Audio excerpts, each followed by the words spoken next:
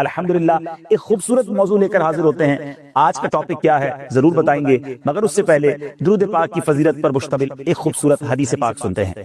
ام المومنین حضرت سیدتنا عائشہ صدیقہ رضی اللہ تعالی عنہا سے روایت ہے کہ نبی رحمت، شفیع امت، تاجدار رسالت صلی اللہ تعالی علیہ وسلم کا فرمان شفاعت نشان ہے، جو شخص جمعہ کے دن مجھ پر درود شریف پڑھے گا تو بروز قیامت اس کی شفاعت میرے ذمہ کرم پر ہوگی. سبحان اللہ. ناظرین کیوں نہ پھر ہم درود پاک کثرت سے پڑھا کریں، اور بالخصوص جمعہ کا دن جب آئے تو اسپیشلی خاص طور پہ کثرت کے ساتھ درود پاک پڑھنا ہے. ایک اور حدیث پاک ہے جس کا مضمون ہے کہ جو کوئی شخص مجھ پر جمعہ کے دن 200 بار درود پاک پڑھے، اللہ تعالیٰ اس کے 200 برس کے گناہوں کو معاف فرما دیتا ہے. تو پھر کیوں نہ ہم درود پاک کی کثرت کرتے رہا کریں.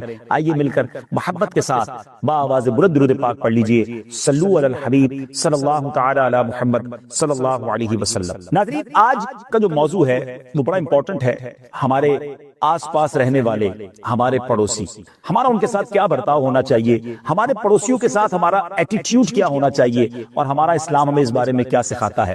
ہر گھر کی ضرورت ہے. تمام ناظرین توجہ کے ساتھ آج سنیے گا. بہت ساری وجوہات کی بنا پر اپنے پڑوسی سے یا تو ہم ناراض بیٹھے ہیں یا ہمارا پڑوسی ہم سے ناراض ہے.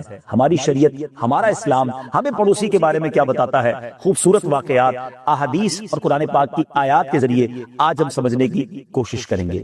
حضرت سیدنا عبداللہ ابن رجاعہ رضی اللہ تعالیٰ عنہ بیان کرتے ہیں کہ کوفہ میں امام اعظم ابو حنیفہ رضی اللہ تعالیٰ عنہ کے پڑوس میں ایک موچی رہتا تھا.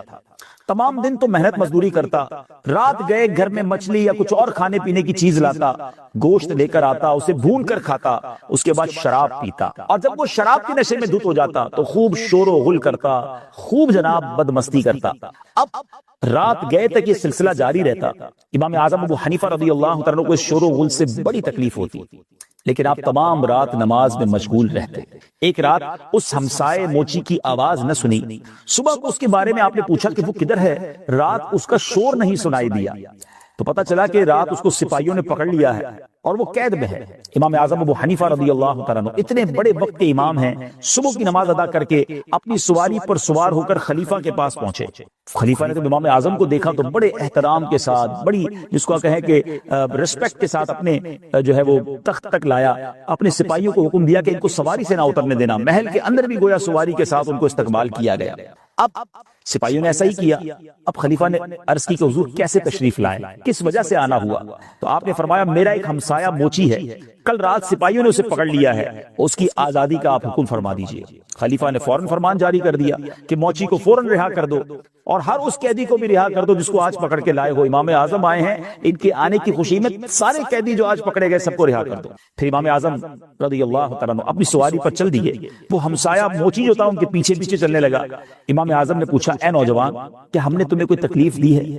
اس نے عرض کی نہیں، آپ نے تو میری مدد فرمائی ہے، میری سفارش بھی کی ہے. اللہ تعالیٰ آپ کو اس کی بہتر جزا عطا فرمائے. آپ نے اپنے ہمسائے کی حرمت کا حق ادا فرمایا ہے.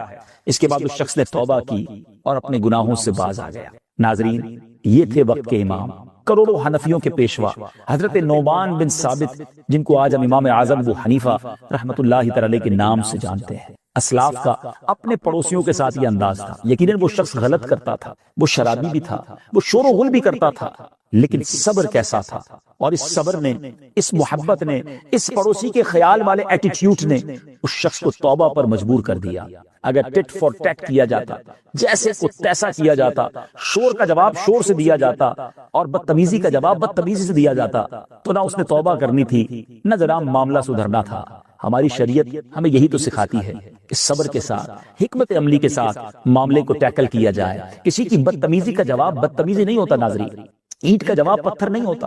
کچھ لوگ بڑی عجیب بعض اوقات بات کرتے ہیں کہ جناب ہم شریف کے ساتھ شریف ہیں اور بدماش کے ساتھ بدماش ہیں. مجھے آج تک یہ بات سمجھ نہیں آئی کہ وہ بٹن کہاں لگا ہوتا ہے کسی شریف شخص میں کہ وہ بدماش کو دیکھ کر بدماش ہو جاتا ہے. جناب شریف تو شریف کے ساتھ بھی شریف ہوتا ہے اور بدماش کے سامنے بھی شریف ہی ہوتا ہے. جبھی تو اس بدماش کی جناب اصلاح ہوگی. نبی پاک صلی اللہ تعالی علیہ وسلم نے پتھر ضرور کھائے ہیں مگر ان پتھروں کو کھا کر دعائیں دی ہیں. آج ہمیں یہ سیکھنا ہے. اور بالخصوص پڑوسی کے حقوق. بعض اوقات ہو جاتا ہے پڑوسی کی وجہ سے تکلیف ہوتی ہے، مگر اس تکلیف کو سہنا بھی، اس تکلیف پر صبر کرنا بھی، اسے بھی پڑوسی کے حق میں شامل کیا گیا. یاد رکھیے نبی پاک صلی اللہ علیہ وسلم کا فرمان کیا ہے، آقا فرماتے جن لوگوں سے اللہ عز و جل محبت فرماتا ہے اس میں وہ شخص بھی شامل ہے کہ جس کا برا پڑوسی اسے تکلیف دے تو وہ اس کی تکلیف رسانی پر صبر کرے، یہاں تک کہ اللہ عز و جل اس کی زندگی یا موت کے ذریعے کفایت فرمائے۔ اللہ اکبر۔ یقیناً کسی کو اس وجہ سے یہ اجازت نہیں مل جائے گی کہ وہ تکلیف پہنچاتا رہے، لیکن دونوں طرف کے پڑوسیوں کو گویا سمجھایا جا رہا ہے۔ ایک اور حدیث پاک بھی بیان کر دیتا ہوں، جو تکلیف پہنچاتے ہیں، جو پرابلم کریٹ کرتے ہیں، نبی پاک صلی اللہ تعالی علیہ وسلم فرماتے ہیں من آذا مسلمن فقط آذانی، جس نے کسی مسلمان کو تکلیف پہنچائی، میرے آقا فرماتے اس نے مجھے تکلیف پہنچائی، ومن آذانی فقط آذا اللہ، جس نے مجھے تکلیف پہنچائی اس نے اللہ کو تکلیف پہنچائی۔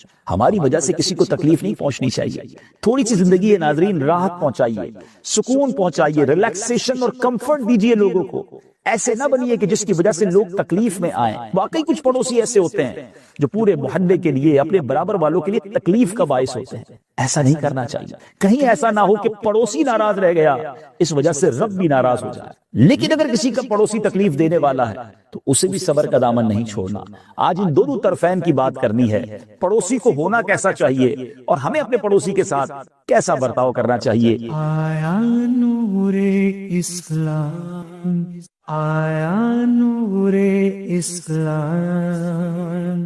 حق کے پڑوس کسے کہتے ہیں؟ حضرت سیدنا امام محمد بن محمد غزالی علیہ رحمت اللہ الوالی فرماتے ہیں، یاد رکھیے حق کے پڑوس صرف یہ نہیں کہ پڑوس کو تکلیف پہنچانے سے اجتناب کیا جائے، یعنی اسے تکلیف نہ پہنچائی جائے، بلکہ پڑوسی کی طرف سے پہنچنے والی تکلیف کو برداشت کرنا بھی، یہ بھی حق کے پڑوس میں شامل ہے۔ کیونکہ ایسا بھی ہوتا ہے کہ ایک شخص اپنے پڑوسی کو تکلیف نہیں پہنچاتا لیکن وہ اس کے بدلے اسے تکلیف بھی نہیں دیتا، حالانکہ اس طرح حق کے پڑوس ادا نہیں ہوتا۔ لہذا صرف تکلیفوں کو برداشت کرنے پر ہی اکتفا نہ کرے، بلکہ ضروری ہے کہ اس کے ساتھ نرمی اور اچھے طریقے سے پیش آئے۔ اگر تکلیف پہنچانے والا بھی ہے نا، اس کے ساتھ اچھا برتاؤ کرے، کیونکہ اچھے برتاؤ سے ہی ہم کسی کی اصلاح کر سکتے ہیں۔ آگ پر پیٹرول ڈالنے سے آگ نہیں بجھتی، آگ پر پانی ڈالنے سے آگ بجھتی ہے نا۔ تو ایک طرف سے نرمی ہوگی، ایک طرف سے شفقت ہوگی، درگزر ہوگا، دعائیں ہوں گی، انشاءاللہ ضرور کرم ہوگا۔ اللہ تبارک و تعالیٰ قرآن مجید فرقان حمید میں کس شاندار انداز میں ہماری رہنمائی فرماتا ہے، آئیے قرآن کی کچھ آیات اور اس کا ترجمہ سنتے ہیں۔ وَاعْبُدُوا اللَّهَ وَلَا تُشْرِكُوا بِهِ شَيْئًا وَبِالْوَالِدَيْنِ إِحْسَانًا وَبِذِي الْقُرْبَى وَالْيَتَامَى وَالْمَسَاكِينِ وَالْجَارِ ذِي الْقُرْبَى وَالْجَارِ الْجُنُبِ وَالصَّاحِبِ بِالْجَنبِ وَابْنِ السَّبِيلِ وَمَا مَلَكَتْ أَيْمَانُكُمْ إِنَّ اللَّهَ لَا يُحِبُّ مَن كَانَ مُخْتَالًا فَخُورًا۔ اور اللہ کی بندگی کرو اور اس کا شریک کسی کو نہ ٹھہراؤ، اور ماں باپ سے بھلائی کرو، اور رشتہ داروں اور یتیموں اور محتاجوں اور پاس کے ہمسائے اور دور کے ہمسائے اور کروٹ کے ساتھی اور راہگیر اور اپنی باندھی غلام سے، بے شک اللہ کو خوش یعنی پسند نہیں آتا کوئی اترانے والا، بڑائی مارنے والا۔ ناظرین آپ نے آیت قرآنی سنی، اس آیت مقدسہ کے تحت قریب کے ہمسائے سے کیا مراد ہے؟ بیوٹیفل ڈیفینیشن، ذرا غور سے سنیے گا۔ قریب کا ہمسایہ کون ہے؟ جس کا گھر آپ کے گھر سے ملا ہو، اور دور کے ہمسائے سے مراد وہ ہے جو محلے دار تو ہو مگر گھر گھر سے نہ ملا ہوا ہو۔ ایک اور ڈیفینیشن بڑی پیاری ہے کہ جو پڑوسی بھی ہو اور رشتہ دار بھی ہو وہ قریب کا ہمسایہ، اور جو صرف پڑوسی ہو اور رشتہ دار نہ ہو وہ دور کا ہمسایہ ہے۔ ایک اور ڈیفینیشن ہے کہ جو پڑوسی بھی ہو اور مسلمان بھی ہو وہ قریب کا ہمسایہ ہے، جو پڑوسی تو ہو مگر مسلمان نہ ہو وہ دور کا ہمسایہ ہے۔ سبحان اللہ۔ نبی کریم رؤوف الرحیم صلی اللہ علیہ وسلم نے ایک بار صحابہ کرام کے سامنے خوبصورت طریقے سے پڑوسی کے حقوق بیان کیے۔ اللہ کرے ہم سب اس کو غور سے سن کر یاد کرنے میں کامیاب ہو جائیں۔ میرے آقا مدینے والے مصطفیٰ صلی اللہ علیہ وسلم فرماتے ہیں کہ پڑوسی کا حق کیا ہے؟ کوسچن کیا، پھر خود ہی جواب ارشاد فرمایا کہ جب وہ تم سے مدد مانگے مدد کرو، جب قرض مانگے قرض دو، جب محتاج ہو تو اسے دو، اور جب بیمار ہو عیادت کرو، جب اسے خیر پہنچے مبارکباد دو، جب مصیبت پہنچے تعزیت کرو، جب انتقال ہو جائے تو جنازے کے ساتھ جاؤ، بغیر اجازت اپنی عمارت بلند نہ کرو کہ اس کی ہوا روک دو، اور اپنی ہانڈی سے اس کو تکلیف نہ دو مگر اس میں سے کچھ اسے بھی دو، اور میوہ خریدو تو اس کے پاس بھی ہدیہ کرو، اور اگر ہدیہ نہ کرو تو چھپا کر مکان میں لاؤ اور تمہارے بچے اسے لے کر باہر نہ نکلیں کہ پڑوسی کے بچوں کو رنج ہوگا۔ تمہیں معلوم ہے پڑوسی کا کیا حق ہے؟ قسم ہے اس کی جس کے قبضہ قدرت میں میری جان ہے، مکمل طور پر پڑوسی کا حق ادا کرنے والے تھوڑے ہی ہیں، وہی ہیں جن پر اللہ عز و جل کی مہربانی ہے۔ پیارے آقا علیہ الصلوۃ والسلام پڑوسیوں کے متعلق مسلسل وصیت فرماتے رہے، یہاں تک کہ لوگوں نے یہ گمان کیا کہ کہیں پڑوسی کو وراثت میں بھی حصہ دے دیں گے، وارث بھی قرار دے دیں گے۔ پھر نبی پاک علیہ الصلوۃ والسلام نے فرمایا پڑوسی تین قسم کے ہیں، بعض کے 3 حق ہیں، بعض کے 2 اور بعض کا 1 حق ہے۔ سنیے ناظرین، آقا فرماتے جو پڑوسی مسلم اور رشتہ دار ہو اس کے 3 حق ہیں، حق کے جوار یعنی حق کے پڑوسی، حق کے اسلام اور حق کے قرابت داری، مسلمان ہونے کا حق، پڑوسی ہونے کا حق، رشتہ دار ہونے کا حق۔ پھر فرمایا مسلم پڑوسی کے 2 حق ہیں، مسلمان ہونے کا حق، پڑوسی ہونے کا حق، اور غیر مسلم پڑوسی کا صرف 1 حق ہے کہ وہ حق کے جوار ہے، وہ پڑوسی ہے۔ یہ ایک ہی حدیث گویا پروسپیکٹس ہے، یہ ایک ہی حدیث طریقہ زندگی ہے کہ پڑوسیوں کو آپس میں کیسے رہنا ہے۔